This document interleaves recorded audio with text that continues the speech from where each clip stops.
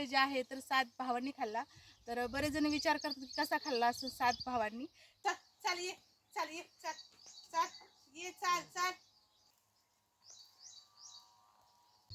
हाय, hello, नमस्कार सगळ्यांना. स्वागत आहे तुम्हा सगळ्यांचं आजच्या आपल्या छानशा व्हिडिओमध्ये. तर तुम्ही बघू शकता इकडे माझ्या मुली आणि तर आम्ही आलो आहे शेतात जे आहे तर फेरफटका मारायला असं म्हणायला काही हरकत नाही. तर इथे जे आहे ना तुम्हाला दाखवते मी.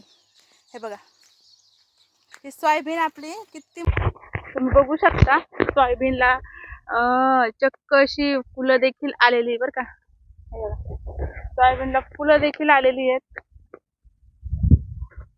अशी काही सोयाबीन ही जे आहे ना अशी काही सोयाबीन ही आलेली आहे. बघू शकता किती मोठी मोठी झाली आहे.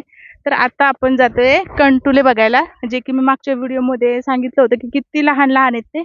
आणि आता आपण बघूयात किती मोठी झाली. आणि इकडे तुम्हाला दाखवते मी. हे बघा काय आहे तर हे आहे आळूची पानं. हे बघा, दिसतायत का मध्ये. तर तुम्हाला एक स्पेशल असं मी जे आहे तर झाड दाखवते. तर एक जुनी म्हण होती, असं म्हणत होते की एक तीळ जे आहे तर 7 भावांनी खाल्ला. तर बरेच जण विचार करतात की कसा खाल्ला असं 7 भावांनी. तर चला दाखवते मी तुम्हाला कसा खाल्ला असेल.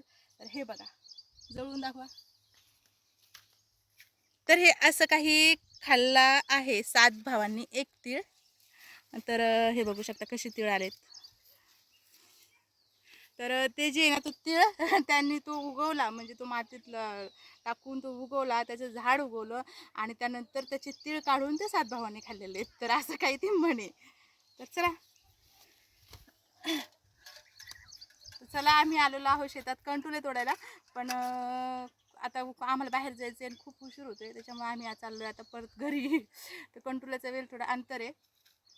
चला मग.